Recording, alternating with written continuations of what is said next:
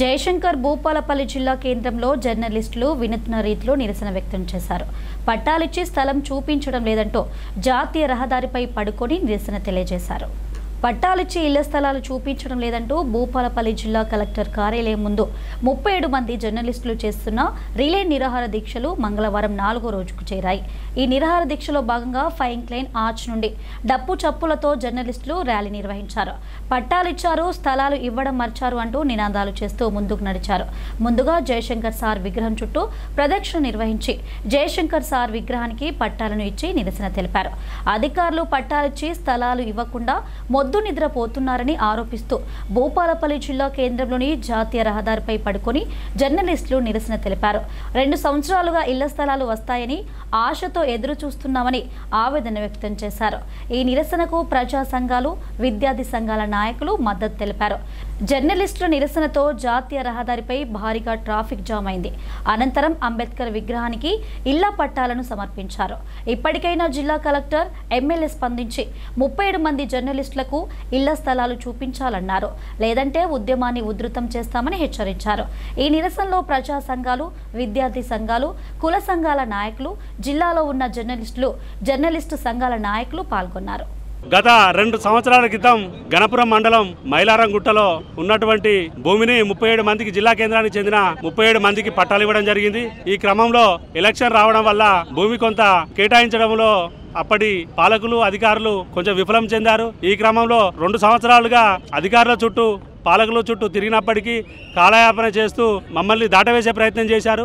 ఈ క్రమంలో మాకు విధిలేని పరిస్థితులలో గత 4 రోజులుగా జిల్లా కేంద్రంలో ఉన్నటువంటి కలెక్టర్ కార్యాలయం ముందు మేము రిలే నిరాహార దీక్షలు చేపట్టడం జరిగింది. ఈ క్రమంలో మేము విడతల వారీ కార్యక్రమాలు చేపడుతున్నాము. ఈరోజు అంబేద్కర్ సెంటర్లో ధర్నా కార్యక్రమం చేపట్టింది.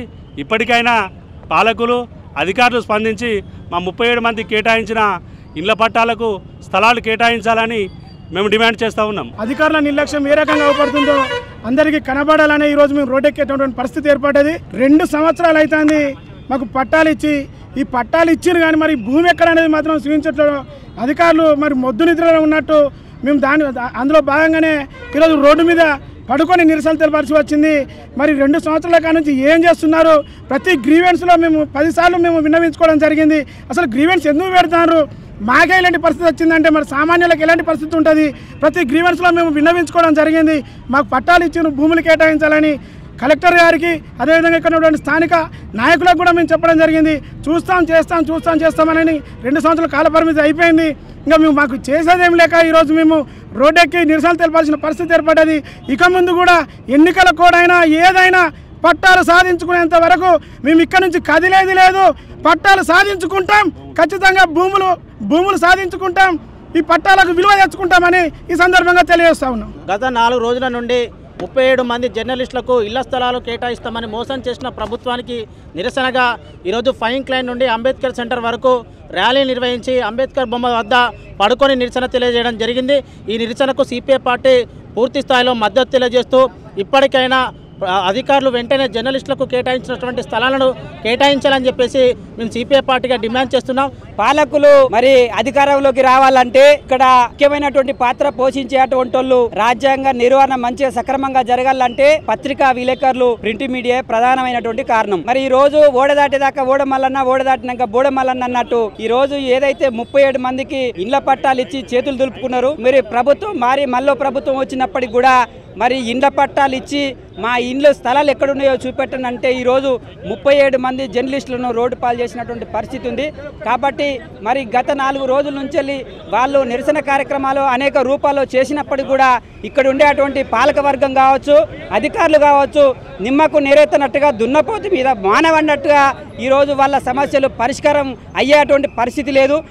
ప్రపంచ మానవాళికి కావాల్సినటువంటి ఈ ప్రింట్ మీడియా, ఎలక్ట్రానిక్ మీడియా ప్రధాన పాత్ర పోషించేటువంటి వాళ్ళ సమస్యలే పరిష్కారం చేయలేదంటే మరి సామాన్య మానవుల పరిస్థితులు, వాళ్ళ సమస్యలు ఎట్లా పరిష్కారం చేస్తారని చెప్పేసి ఈ సందర్భంగా భారత కమ్యూనిస్ట్ పార్టీ సిపిఐగా ఈ ప్రభుత్వాన్ని హెచ్చరిస్తూ ఉన్నాం. ఇప్పుడు గత 4-5 రోజుల కాంచెల్లి జర్నలిస్టులు ఏదైతే చేస్తున్న రిలే నిరాహార దీక్షకు ఇవాళ బీఆర్ఎస్ విద్యార్థి విభాగం తరఫున మేము ఈరోజు మద్దతు తెలపడం జరిగింది.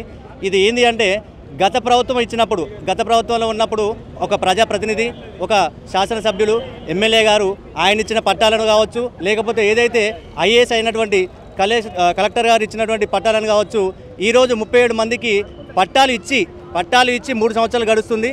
ఇప్పటి వరకు ఈ ప్రభుత్వం ఏదైతే పట్టాలు ఇచ్చారు కానీ కాకపోతే ఏంటంటే ల్యాండ్ ఎక్కడైనా చూపించకుండా, కేటాయించకుండా ప్రతి గ్రీవెన్స్లో కావచ్చు వీళ్ళు ఎన్నోసార్లు మెమరాండాలు కలెక్టర్ గారిని కలిసే కార్యక్రమాలు కూడా చాలా జరిగాయి.